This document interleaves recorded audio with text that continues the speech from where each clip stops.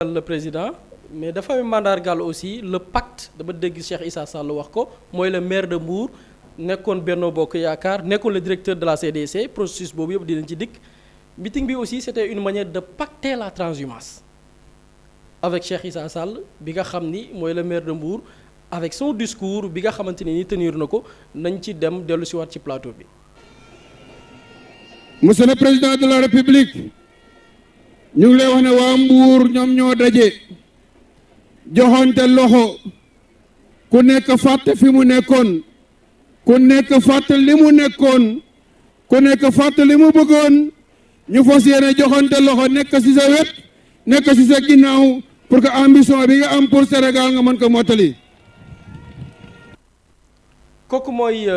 Cheikh Issa Sall di maire bu Mbour nekkoon Benno Bokk Yaakaar nekkoon directeur de la CDC tey mu rallier transhumé dem ci la coalition Diomaye président. Pourquoi ñu def focus ci moom dañ ci bëgg rek artu sénégalais yi parce que ñun notre rôle c'est pas seulement donner de l'information mais aussi nekk en tant que sentinelle mais aussi lanceur d'alerte ci bu un pouvoir nekk di recycler ay nit sénégalais xam yan xeetu nit la ñu bëgg a faire revenir au pouvoir parce que la méthode elle est simple gis ngeen keroog Tamsir Gueye wax nañ ko am dañu nekkoon ak Macky wàcc ñu toog diir transhumé ci le pouvoir wane seen adhésion ñu toogaat diir président génnee décret nommé leen Cheikh Issa Sall bu mu la bett beneen yoon nga dégg ñu ne président nommé na ko mais il faut que ñu yee sénégalais ci yan xeetu nit la ñu fas yéene nommé ak ñooñu bés bu ñu leen tabbee fan lañ nar a yóbbuwaat Sénégal ak lan la ñu capable Cheikh Issa Sall ci la bokk. xam nga bi nguuru Macky Sall tëggee une campagne contre Ousmane Sonko ci juróom benn étape lañ ko bëggoon jaarale dama ciy lim benn par benn mu am ci ñaar yu ci am solo yoo xam ne Cheikh Issa Sall moo joué woon rôle boobu noonu juróom benn étape yi bi ci njëkk moo nekkoon radier Ousmane Sonko bi ko Macky Sall di radier l'objectif politique c'était quoi nañ ko dàq su ko defee du am temps wu def la politique du am temps wu politique dina tal leneen lu dul nekk di lijjanti tel dossier lii moo nekkoon l'étape 1 pour détruire Ousmane Sonko bi ñu ko dàqee ñu gis ni il a plus de temps dem politique ba dem en 2017 sénégalais yi def ko député mu amaat une deuxième étape pour le liquider mooy diabolisation par kii salafiste la kii dafa contre tarixa yi et à cette époque on se rappelle des médias yoo xam ni ils étaient très actifs mun nañ ci lim un site internet ou bien un média de manière générale muy leeral activer une propagande pour kii de bu fi faloo xëy na peut-être tarixa yi dañuy nekk en jeu lii c'est l'étape 2 pour diaboliser la personne foofu la ñu duggee ci la phase diabolisation que def leen attention de kii bu ngeen ko tabbee màggal gàmmu dootul am loolu c'est l'étape 2 mu am l'étape 3 c'était quoi nit ki la muy wan ni yoru ko ci moomeel en tant que inspecteur des impôts et domaines dafa safaanoog laam bu ngeen fàttalikoo à cette époque il y avait même leeral journal bi ñu ràññee woon jamonoy Macky Sall qui avait titré les petites combines immobilières d'Ousmane Sonko parce qu'à cette époque le deal c'était quoi montrer que waa ji nee na benn kër la am mais am na kër yu bari da koy nëbb loolu dafa bokkoon ci la campagne de diabolisation mu amaat beneen étape et boobu c'était à la veille de l'élection présidentielle de 2019 non le gars c'est un corrompu Tullow Oil ñoo ko corrompre et là c'était l'observateur qui jouait le rôle dañ ko jox alal ju bari pour que bu faloo jël contrat Tullow Oil bi ou bien yenn ci contrat yi nga xamante ni Tullow Oil ñàkk na ko mu jël ko jébbal leen ko et boobu ñu ngi doon faire référence ak Yaakaar Teranga parce que Yaakaar Teranga Tullow Oil lañ ko waroon jox Macky Sall jël ko jox ko Franky Timis ñu ne Sonko bu ñëwee Tullow Oil la koy jox l'avenir jox na ko raison parce que bi mu récupérer Yaakaar Teranga dañ ko jël jox ko Petrosen Sénégal di ko exploiter à 100% loolu c'était beneen campagne ci diabolisation bi muy l'étape 4 mu am l'étape 5 nag ci la Cheikh Issa Sall di ñëwee di entrer en jeu l'étape 5 bi mooy Sonko c'est un politicien comme les autres comme Macky Sall nit la koo xam ne dafay wax ci kaw di ko critiquer waaye bu ngoonee mu dem ci suuf étape boobu noonu Cheikh Issa Sall dafa am rôle bi mu ci joué dinaa ci dikk ak des exemples ak chronologie bi mu am l'étape 6 muy bu loolu lépp sottiwul ñu créer ko des dossiers loolu moo créé après dossier Sonko avec Adji Sarr après Adji Sarr bi ñu créé ko dossier avec Mame Mbaye Niang et boobu la suite logique mooy ñu radié ko ci liste électorale yi du nekk électeur et foofu aussi Cheikh Issa Sall bi ngeen gis démb bërki démb mu ne dafa rejoindre la coalition présidentielle dafa joué waat rôle ci mbir moomu noonu. Pourquoi ñuy rappeler dama ne dafa am ñaari étapes yoo xam ni ci 6 étapes yi nguur gi jaaroon nguuru Macky Sall pour éliminer Sonko daf ci am ñaari étapes décisives yoo xam ni Cheikh Issa Sall moo joué woon le sale boulot il faut dire les mots tels quels. bi ci njëkk mooy wax naa ko dafa am benn étape boo xam ne bi ñu ci tolloo il fallait montrer aux Sénégalais que Ousmane Sonko c'est des politiciens, c'est un politicien comme les autres politiciens dafay xëy di tirer ci Macky Sall bu ngoonee mu dem ci suuf di ko ñaan audience loolu bi ñu koy tëgg Cheikh Issa Sall ci la bokkoon parce que y avait Mansour Faye bi defoon une sortie le 29 septembre 2020 pour déclencher rumeur boobu noonu pour que ñu gëm ni waa ji moo Macky Sall la yam dañuy gisee. nañu teewlu extrait bi avec la complicité de la régie. man beau frère bu ma nekk moom ci boppam ñëw na ñaan ma audience sukk ñaan ma audience mu recevoir ko te sollicitation mu doon wut c'était pour ma jàppale ko ci président de la République maa ngi xaar mu weddi ko moo ñëw laaj ma audience ñaan ma audience mu recevoir ko pour loo xam ni ma defal ko intervention ci président de la République. mais kon loolu est-ce que du lu yàgg avant ñu. Mansour Faye dans cette sortie muy expliqué ni Ousmane Sonko sax ñaan na ko audience moom pour mu dimbali ko mu gis Macky Sall ki koy dégg jamono ji da nga naan 2020 bi muy wax kàddu yi la Ousmane Sonko doon ñaan audience Macky Sall boobu c'était une campagne de diabolisation après dinaa ñëw rôle bi ci Cheikh Issa Sall joué alors que audience boobu muy wax moom Mansour Faye moo gisee woon ak Ousmane Sonko te moom moo ko sàkk woon on est en 2013 Pastef juddoogul boobu Mansour Faye mi ngi nekkoon délégué général à la protection sociale et à la solidarité nationale diggante 2012 jàpp 2014 bi mu nekkee jiite délégation générale de la protection sociale et la solidarité moom Mansour Faye ci la nommé woon Cheikh Issa Sall bi mu nommé Cheikh Issa Sall mu nekk secrétaire général am et di fàttali ni Cheikh Issa Sall mooy kan dañ koy fàttali xëyul rek noonu ak Ousmane Sonko ay xarit la ñu woon ay waay la ñu woon et loolu du suñuy kàddu de Cheikh Issa Sall moom moo ko wax ne ba muy xamante ak Ousmane Sonko li ñu cheminandoo nañ ci ànd ak la complicité de la régie. ñoo bokk jàngandoo ñoo duggandoo ENAM ñoo génnandoo sama promotionnaire ENAM la xamante nañ bu baax ba muy takk jabar gi demee noonu bokk nañ benn kii boo xam ne sortant yi ñoo fa nekk su may takk dina yëg suy takk dina yëg suy ngénte dina yëg su may ngénte dina yëg. kooku mooy Cheikh Issa Sall c'est-à-dire que moom Ousmane Sonko ay waay la ñu woon c'est que sax des choses loo xam ne dans le cadre privé la bi ñu waree sosol Ousmane Sonko nag dafay combine ak Macky Sall moom moo joué le jeu. comment bi Mansour Faye génnee sortie bi mu defoon par la suite Ousmane Sonko dafa envoyé Issa Sall xaritam bi vocal bi nga ko envoyé vocal bi bésu mardi 29 septembre 2020 mooy après bi Mansour Faye defee sortie bi ne ko xaw ma woon ni seen gars yi daal ni ngeen garaawee ci inventé ay mbir vocal boobu noonu Cheikh Issa Sall bi woote ni xaritu Ousmane Sonko la jël vocal bi ko Ousmane Sonko envoyé ko Mansour Faye wax naa ni Ousmane Sonko mi ngi ko envoyé vocal le 29 septembre mardi mercredi jeudi vendredi 2 octobre 2020 Mansour Faye génn def conférence de presse annoncé que ni sax Ousmane Sonko la muy weddi sax am ndax def na benn audio nañ ko teewlu dellu si waat. audience boobule nga xam ni man maa ko accordé woon man maa ko mayoon mu ñaan ma ko ma may ko audience boobule am na ba muy am benn fonctionnaire bu mag moo foon te fonctionnaire boobu magistrat woon moom moo teewee audience boobule. xam nga dañuy wax ni bu fekkee da nga ni damay xeex système waaye bëccëg bi nga ni ndar kàmm li nga maa ngi koy xeex waaye bu guddee ngay jaar ci diggante bunt yi di ko seeti boo ci amee problème kooku du ci man ci yow la. waaye damay wax leneen pour jeexal waxtaan boobule moom ci boppam am na benn élément sonore moom moo ko def am na te fan yii passé loo ko def te ci biir élément sonore boobule moom ci boppam nangu na ni audience bi am na. Mansour Faye ci sorteem muy wax waxi audio mooy audio bi ko Issa Sall jël audio xaritam envoyé ko moom ba moment bii ñi dañu yaakaaroon ni en 2020 Ousmane Sonko dafay xëy di critiquer Macky Sall ci ngoon mu dem ci suuf di wax ak moom ndayu bi léegi indi leeral ni audience boobu kan ña ak lan moo ko waral ak mbir ma sax du Macky Sall waaye moom Mansour Faye moo sàkk mu may ko audience tungu ne du teew ñu nataal la ñu déglu Ousmane Sonko avec la complicité de la régie. 2013 man nekkaguma woon ci politique Pastef ñu ngi ko créé en 2014 at ca gannaaw la ñu créé Pastef 2015 j'étais secrétaire général honoraire du syndicat des impôts et domaines kon su buggee gëmloo ni Ousmane Sonko opposant moo dem naan damaa bëgg audience wala damaa bëgg lii wax na du dëgg. moom Mansour Faye moo ñëw sukk sama kanam ñaan ma audience ndax Cheikh Issa Sall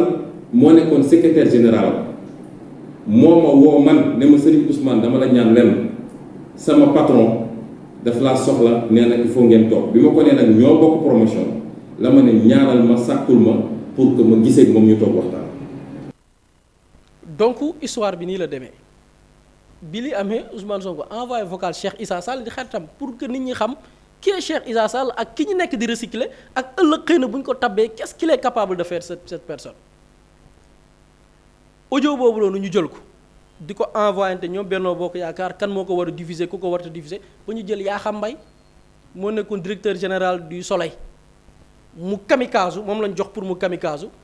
mu dem Dakaractu diffuser ba li nga xamante ni mooy audio bi nañu déglu audio bi boo xam ne amul wuute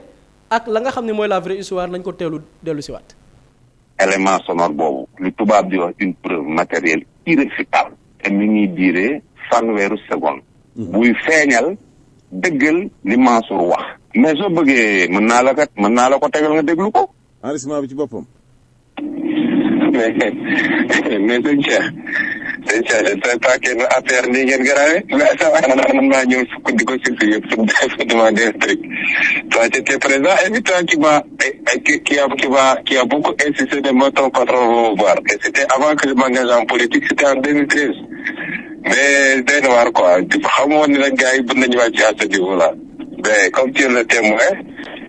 tu vas faire le témoignage ak moomu ni. donc ci audio bii nga xamante ni y avait rien du tout la APR bëggoon sukkandiku pour ne waa ji dafay wax ci kaw di dil ak Macky Sall ci suuf alors que l'histoire c'est 2013 Ousmane Sonko nekk secrétaire général honoraire bu syndicat des travailleurs des inspecteurs yi nga xamante ni ñoo nekk impôts et domaines Mansour Faye sàkku gis ko. par l'intermédiaire de Cheikh Issa Sall sale boulot boobu noonu ñu bëggoon def moom moo joué woon le jeu bi mu paree dañ ko récompenser bi mu defee lii ba pare ñu dem di dëgmal li nga xamante ni nii mooy élection locale bi ñu dem ci élection locale yooyu noonu ñëpp xamoon nañ ni boo jëlee dans la zone de Mbour ñu ci bari amoon nañ njort ne c'était pas Issa Sall moo nekkoon favori pour nekk candidat wu Benno Bokk Yaakaar au niveau de Mbour su ma juumul am na kuñ naan Serigne Saliou am na benn Serigne Saliou boo am ki amoon problème ak Ferdinand Coly kooku la ñu yaakaaroon ni mooy nekk candidat wu Benno Bokk Yaakaar au niveau de Mbour moom Cheikh Issa Sall récompense bi ko Macky Sall récompensé wala récompense bi ko waa Benno Bokk Yaakaar récompensé mooy def ko candidat wu Benno Bokk Yaakaar ci la zone de Mbour. Je pense qu'avec la complicité de la régie on était en 2022 ñu tànn ko ngir mu nekk candidat bu Benno Bokk Yaakaar ci la nekkee mairie bu Mbour bi mu nekk tey di ko exercer ba tey et même waa Benno Bokk Yaakaar jàpp nañu daf leen wor le fait que ñu jël mairie bi jox ko tey mu jël ko tey la ko avec pouvoir bi fi nekk. bi loolu amee maa ngi naan ñoo ngi ci 2022. ñu dem ba septembre loolu mooy première récompense bi boobay neexal bi image bi mooy neexal bu njëkk bi def na la sale boulot dañ ko jël teg ko ci mairie bu Mbour waa kii ñi ngi ma koy fàttali Serigne Saliou Samb la Saliou Samb moo nekkoon ñu bari dañ jàppoon ne moo nekk le candidat de Benno Bokk Yaakaar moom ñu jël ko tànn ko def ko en guise de récompense mais yamu ci loolu des na beneen deuxième récompense des na beneen neexal boobu mi ngi ñëw en septembre 2023 ñi ngi woon avant 5 mois avant l'élection présidentielle bi ñu nee juróomi weer moo des ci présidentielle bu 2024 wax naa ni la 6e étape pour liquider Ousmane Sonko c'était dans le cadre judiciaire tëggal ko ay dossier bu mu nekk candidat ñu rajo ko ci liste électorale yi bu ñu demee conseil constitutionnel du jàll. avant loolu ñu jël Cheikh Issa Sall nommé ko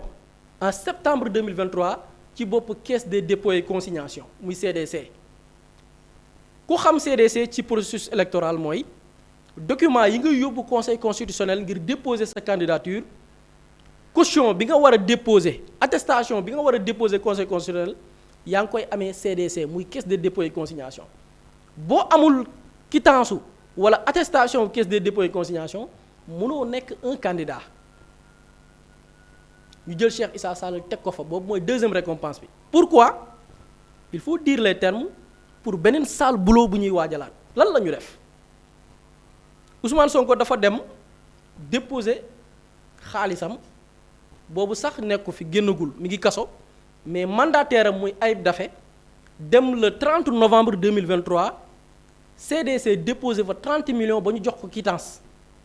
parce que CDC yoonam nekkul ci kuy candidat ku dul candidat na nga ñëw déposer sa caution ñu réceptionné ko defal la sa attestation nga dem bi Ayib Daffé defee loolu ba ñibbi Issa Sall woo ko ngir mu ñëw jël si xaalisam jël si chèque bi mu déposé delloo si quittance bi nga xamante ni jox nañ ko ko. pourquoi parce que à cette époque ministre de l'intérieur ba woon dafa jël benn liste xam nga Ousmane Sonko bi mu war a jël fiche de parrainage dañu aaye mandataire am dugg jël fiche de parrainage c'était pour préparer liste bi ñu war a yóbbu CDC caisse de dépôt et consignation bi ñu yóbbu Cheikh Issa Sall pour que bu mandataire Ousmane Sonko ñëwee bu mu dugg ministre de l'intérieur envoyé leen une liste ne leen Ousmane Sonko mii bu fi ñëwee jël si quittance wala attestation bu leen ko jox boobu Cheikh Issa Sall moo fi nekkoon pour exécuter waat lan le deuxième sale boulot bi mu defee loolu ba pare le lendemain nee naa Ayib Daffé mi ngi fa dem le 30 novembre le lendemain ci suba ga mu dem TFM Info Matin dëggal ni effectivement il a reçu des instructions pour bañ a jébbal attestation ki nga xam ne mooy Ayib Daffé nañ ko teewlu moom Cheikh Issa Sall dellu si waat. on regarde ki déposé kan la parce que mu ngi si liste ñi nga xam ne ñoom ñoo jëloon parrainage yi moom la ñu ministère de l'intérieur envoyé bu ci nekkee ñu continuer waat processus parce que jeexul foofu. bi ñu ñëwee di xool ñi nga xam ne ñoo jot a déposé gu ñu gis si benn quittance bu ñu délivré à Ayib Daffé ñu xool kan moo ko yebal Ousmane Sonko ñu xool si liste bi amul Ousmane Sonko ñu defaat benn lettre pour renvoyer ko chèque bi nga xam ne moom la déposé woon en lui disant que liste turu ki muy ñëw di déposé kooku bokk si 266 personnes yi nga xam ne moom la ñu DG. Cheikh Issa Sall expliqué effectivement dafa jot une liste de la part du ministère de l'Intérieur par le biais de la DGE muy direction générale des élections pour ne na Ayib Daffé jël si chèque am delloo si quittance bi mais il faut savoir qu'à cette époque Ayib Daffé dafa bañ ne leen quittance moom rëcc na ba pare du ma leen ko jox jotuma ko ba tey musul jot chèque wala bu ko jotee itam après la mais période boobu noonu delloo si waatul quittance bi bañ Cheikh Issa Sall dolli ci beneen mbir ne donte jël ngeen quittance bi waaye quittance bi du tax ngeen nekk candidat du ma leen defal attestation dans la même émission sur TFM mu waxaat ni même bu ñu yóbboo chèque quittance bi aussi taxul ñu am attestation parce qu'il faudra une attestation boo xam ne moom moo koy signer pour que Ousmane Sonko dossier mat nañ ko teewlu dellu si waat. disposition bi nu mu tëddee mooy au niveau du guichet il y a un guichetier. boo xam ne moom mooy jël bagage yi après xool ko xool document yi on a 48 heures nag après pour defal la attestation document bi ngay yóbbu conseil concerné c'est pas la quittance c'est l'attestation signée par le directeur général de la caisse de dépôt. Cheikh Issa Sall ñoo ko déggandoo maanaam yóbbu ngeen seen quittance waaye du ngeen am attestation kii di Ousmane Sonko dossier am conseil concerné du mat ñoo ngi ci mois d'octobre 30 novembre ñu teg ci diir Ousmane Sonko ay avocat am di yéeg ak a wàcc di def ay recours entre Ziguinchor et Dakar ba le 14 décembre 2023 le 14 décembre 2023 le juge yéen a koy fàttaliku Ousmane Racine Thion bu tribunal bu Dakar jël une décision ne Ousmane Sonko nañ ko réintégrer ci liste électorale yi Ousmane Sonko nekkaat électeur ñoo ngi ci 14 décembre à 2 mois de l'élection présidentielle laataa Macky Sall di ko dàqaat li normal mooy ñu jël UC mu jël décision de justice bi dem CDC Issa Sall génnee attestation bi parce que ci lan la sukkandikoon ba ne du def attestation dañ leen envoyé liste ci ñoo xamante ni candidat lañ yoo xamante ni ay électeurs lañ te ñu envoyé leen liste bi léegi candidat ba ñu xañ te juge une décision de justice mu nekk une décision définitive ne nañ ko delloowaat ci liste ba ñu envoyé UC yamuñu ci UC Ayib Daffé bi nekkoon mandataire Ousmane Sonko delluwaat caisse des dépôts et consignation bi Cheikh Issa Sall jiite nañu teewlu lan moo nekkoon réaction am daf leen doon dawloo yamul ci dawloo bi indi fa ay takk der ñu leen du ngeen dugg nañu teewlu avec le témoignage de Ayib Daffé. tey nag ñëw nañ fi pour informer leen ci décision bi pour que ñu jox ñu suñu attestation parce que dañu amee attestation boo xam ne mooy attestation de paiement jotoon nañ fi yónnee huissier ba huissier bi defal nañ leen sommation parce que directeur général bi nga xam ne mooy Cheikh Issa Sall dafa daw di dawloo huissier bi pendant 4 jours huissier bi mënu ko gis huissier bi nag constaté ni directeur général bi bañ na kaa bañ naa recevoir sommation boobu comme ñoom lay bu ñu amoon mooy Ousmane Sonko nekkul ci liste électorale moo tax warul déposer caution tey nag delloo nañ ko ci liste électorale am nañ décision de justice boo xam ne tribunal d'instance hors classe de Dakar moo ko jël l'honorable juge Racine Thion moo ko jël donc muy décision exécutoire et définitive donc ñoom nag lu leen dese mooy ñu jox ñu suñu attestation tey nag loolu moo ñu fi indi woon mais gis nañ ni comme amatuñu lay comme amatuñu alibi amatuñu prétexte maanaam lu ñu doon jéem a indi comme alibi jeex na lu leen dese mooy sant police ñoo bloqué ñu sa entrée ne tey duñu dugg donc loolu nañu constaté man en tant que député honorable député nekk membre conférence des présidents assemblée nationale nekk président de commission à l'assemblée nationale donc huissier bi nga xam ne day def liggéeyam kenn warum kaa tere mu dugg ci service public tey ñoo ngi si kanam benn service public boo xam ne moom dama ne tey service public bi mandataire Ousmane Sonko avocat wu huissier. donc bu ñu dégloo témoignage Ayib Daffé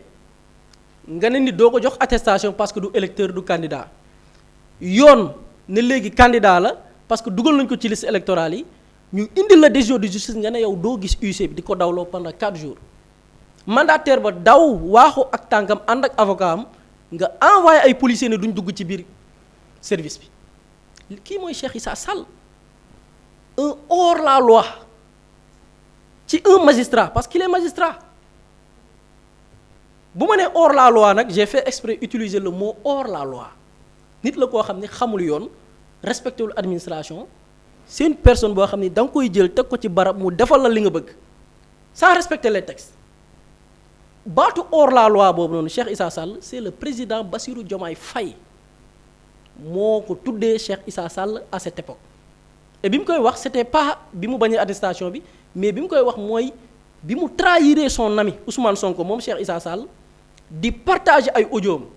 pour yàq ko ñu def ko maire alors que bi muy engagé wu politique magistrat yi dañu génne communiqué ne yow Cheikh Issa Sall waroo nekk un politicien Bassirou Diomaye Faye dem ci plateau ne Cheikh Issa Sall c'est un hors la loi nañu teewlu tugu ne di teew ñi nataal ñu teewlu président Bassirou Diomaye Faye dellu si waat ci plateau bi. parce que dafa am loo xamante ne Cheikh Issa déjà mënul nekk un témoin crédible. Pourquoi? Parce que c'est un hors la loi. 2, hors la loi, comment ça? 2, il est clivé. 3, il n'est pas libre. Ce hors la loi là qui foule aux pieds les lois de la République et son serment de magistrat, comme nous l'a rappelé la Cour des comptes, il est très mal placé pour un témoin. Parce que témoin, ça beaucoup n'a rien qui dit. Il y a une charte qui doit remplir. Ben. Deuxièmement, Cheikh Issa mi nga xamantene dañ ko envoyé vocal mu jël vocal boobu dem yóbbul ko kenn koo xamantene yoonam nekku ci wax ji loolu dafa doyadi xeetu doyadi joo xamantene bu ko nit defee ku mu ko yóbbul mu jàpp ne kooku arme la ko délivré bu ñëwaatee di témoigner contre ki ko jox vocal boobu c'est pas recevable, je suis désolé. Soyons cohérents. Il est ki nga xamantene dafa war serment waatam foulé au pied la loi kooku noonu pour mu ñëw def un faux témoignage du dara ci moom parce que parjure moo gën a grave faux témoignage kon Cheikh Issa il est partisan et clivé. Ensuite il doit de la loyauté à Mansour Faye mi nga xamante ne sûrement a des choses contre Cheikh Issa parce que Cheikh Issa il n'est pas très net. il n'est pas très net. ma weer ko ci son train de vie sa rémunération ak poste yi nga xamante ne moom la occupé. son train de vie sa rémunération ak poste yi nga xamante ne moom la. ñoo ko teelandoo le président Bassirou Diomaye Faye à cette époque témoignage yi mu def ci Cheikh Issa Sall c'est-à-dire nit la koo xam ni c'est hors la loi li texte wax da koy fouler du pied jàll fële nit la koo xamante ni nii du ku ñu war a wóolu parce que xaritam bi mu xamanteel Ousmane Sonko depuis des dizaines d'années pour de la politique tax na mu tay la ko jël audio am di ko partager président Diomaye doolu ci waat yeneen ñetti xar kanamu Cheikh Issa Sall ne du nit ku net ñu laaj ko la moo tax nga ne du nit ku net mu ne xool leen fonction yi mu mës a jaar ak fortune alal ji mu am c'est-à-dire li président Diomaye doon junj jamono jooju mooy kii ba ci amam sax lu ñu war a gëstu la kii bi ñuy organiser bërki démb sargal Diomaye la veille du ma ko dëggal du ma ko weddi ñu ne président bi recevoir na ko la veille nit ñi yaakaar ne ay rumeur la ba de tey jii nit ñi jàpp ne ay rumeur la kii président Bassirou Diomaye Faye du recevoir nit kii waxuma recevoir mais président Diomaye Faye du nangu nit kii sax di teew ci meeting boo xamante ni moom meetingam la ba fay jël kàddu waxuma dara mu ne dafa marqué son adhésion maanaam intégré na Diomaye président nañ ko teewlu moom Cheikh Issa Sall di pacté li nga xamante ni mooy cette alliance nañ ko teewlu dellu si waat ñu fas yéene ànd ak yow pour dëgëral Sénégal pour dëgëral démocratie Sénégal pour dëgëral république bii nga xam ne mooy république sénégalaise ñu fàtte parti politique yeeg coalition yi nekkoon ñu fàtte suñuy ambition fas yéene ànd ak yow ak jàmbaar yi nga xam ne yow ak ñoom yéen a sosoon Diomaye président ba jël nguur gi Diomaye président ba lal li nga xam ne ëllëg moo war a yóbbu Sénégal ci développement ak ci souveraineté ñu fas yéene ànd ak yow nag foo ñu joxoñ foofu la loo bëgg loolu la Diomaye président Diomaye président Diomaye président. kookoy Cheikh Issa Sall yaakaar naa chronologie bi ma def mun naa ni sans commentaire soxna Aminata. jërëjëf Boury am na solo ci fàttali gi ak yenn ci yoo xamante ne si jot na fi jaar dafay mel ni daa am ñoo xamante ni dañoo fàtte yenn yi Pape Samba ban jàngat ngay def ci Cheikh Issa Sall ndax njiitu réew mi président Bassirou Diomaye Diakhar Faye dafa fàtte li fi jot a xew diggante 2014 jàpp 2026 ndax nit ku mel ni tey war naa jege président waxuma la ak ñi ñuy wax ni dafa adhéré ci coalition Diomaye président. waaw d'abord di féliciter Boury ci excellente chronologie bi parce que dañ naan le rappel profite aux croyants te Sénégal dafa mel ni nag ñu bëri dañoo fàtte wala dañuy fàttelu di jéem a sangaat ay nit pour que ñu ñëw mën a mel ni nit ñooñu mosuñ def dara moo tax li Cheikh Bara doon wax keroog naan jamono dina toll foo xamante ne kuy wax na nga xalaat je pense que waa Diomaye président tamit ak au niveau de la présidence lépp lu ñuy def di ko jël comme décision nañ ci xalaat parce que dinañ leeral mbir mi ba mu leer nañ en fait ci fin bi sax man maa ngi reetaan parce que Cheikh Issa Sall muy ne président de la république lu mu leen joxoñ loolu la président moom dañ ko joxoñ c'est-à-dire que c'est ridicule c'est-à-dire que moom mu ngi naan président yow foo ñu joxoñ foofu la l'actuel président moom dañ ko joxoñ moo tax mu nekk président de la république et puis le profil Cheikh Issa Sall xam nga nag Diomaye président le président de la république mu yëg ko ñàkk ko yëg ils sont en train de donner mais image bu ñaaw au niveau de la population sénégalaise c'est-à-dire que lii c'est extrêmement choquant nag xam nga humour à part wala reetaan à part c'est extrêmement grave parce qu'il faut faire la chronologie la semaine dernière kan la ñu fal maître Abdoulaye Tine porte-parole de la présidence de la République une personne qui est reconnue par quoi producteur de contre-vérité c'est-à-dire que moom lu dul dëgg rek lay wax fii la toog waxal fi le président maanaam ki ko tabb pour que mu yoral ko baatam moom la toogal ci digg pénc bi waxal ko lu dul dëgg ne projet de loi yi président lim ci waroon a liggéey na ko yóbbu na ko au niveau de l'Assemblée nationale boo leen demee laaj waa Assemblée nationale projet de loi yaa ngi fa ñu toogaat tuuti ñu gis ne présidence ñoom def nañ communiqué ay avant projet de loi moo am donc moom toog na waxal lu dul dëgg le président de la République loolu président war ci mer parce que kii mu ngi may waxal lu amul mais la réaction est contraire c'est-à-dire que waxal na ma lu amul macha allah je suis content vraiment kaay ma fal la sax léegi yow yaay yore sama kàddu donc yow da ngay jox nit ay promotion ci loo xamante ne ce sont des valeurs yu nit ñi jéppi yu nit ñi bañ muy benn Abdoulaye Tine ñu ñëwaat tey jii Cheikh Issa Sall xam nga chronologie bi buri def jarul ma ciy ñëwaat mais ce qui est extrêmement choquant ci lii mooy un acteur décisif ci li xañ Ousmane Sonko pour mu nekk candidat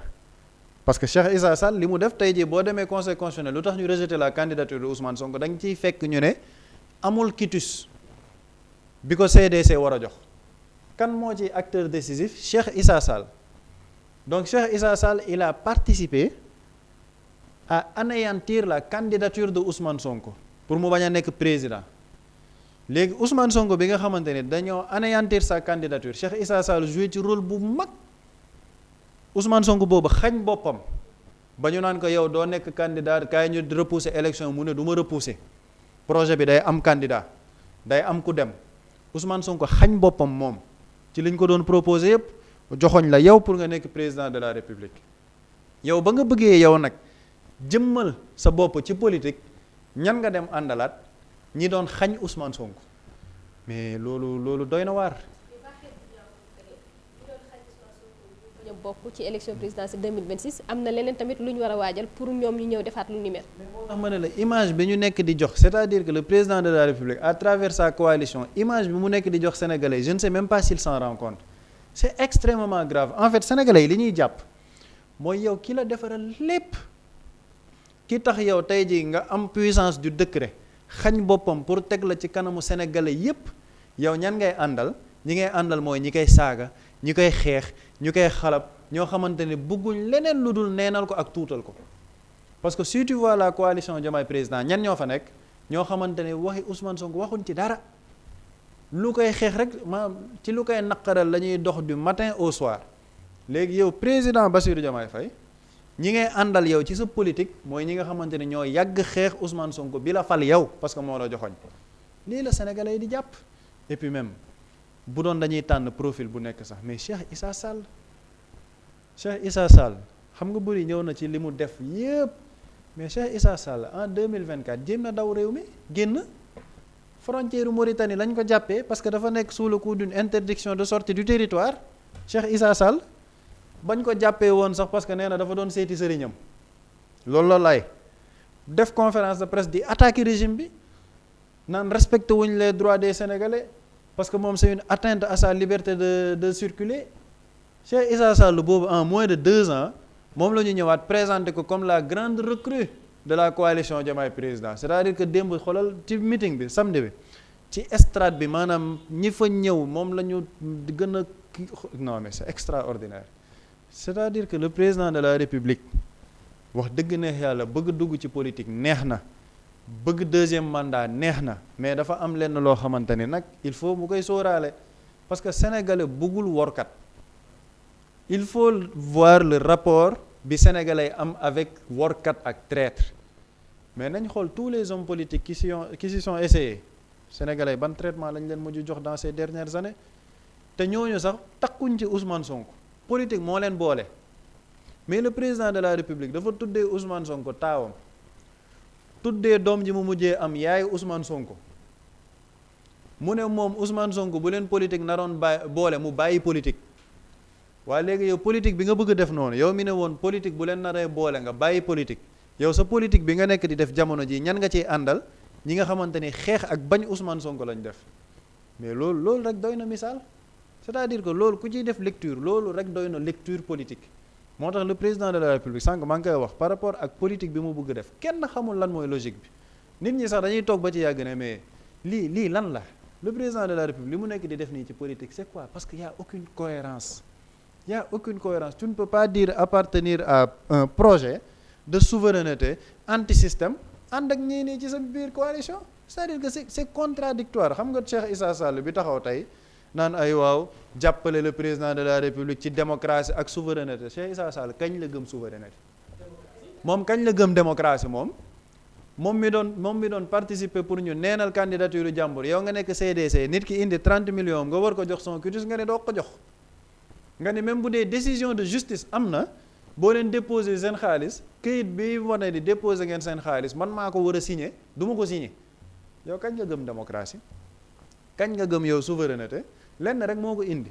opportunisme politique. On va vers des élections locales xam na ni moom amul appareil politique bu mu mën a àndal yaakaaratul ci APR. Ce sont des hommes politiques indignes yoo xamante ne amuñ benn valeur gëmuñ dara tous gëmuñu ko léegi nag mu ngi miriwaate local yi xool nan lay defee positionnement pour que xëy na la coalition Diomaye président comme lui c'est l'homme des sales boulots ba mu defee loolu ci Ousmane Sonko ñu defal ko promotion def ko maire Mbour ba mu defaatee leneen ñu defal ko beneen promotion jox ko CDC mu ne waa léegi comme instant yi nag ñu ngi dem ci local yaakaaruma sama bopp naa kamikaze waat rek xëy na gars yi ñu sargalee ma comme meetingu sargal la woon ñu sargalee ma mairie Mbour bi def ma man candidat voilà les hommes politiques yi fi nekk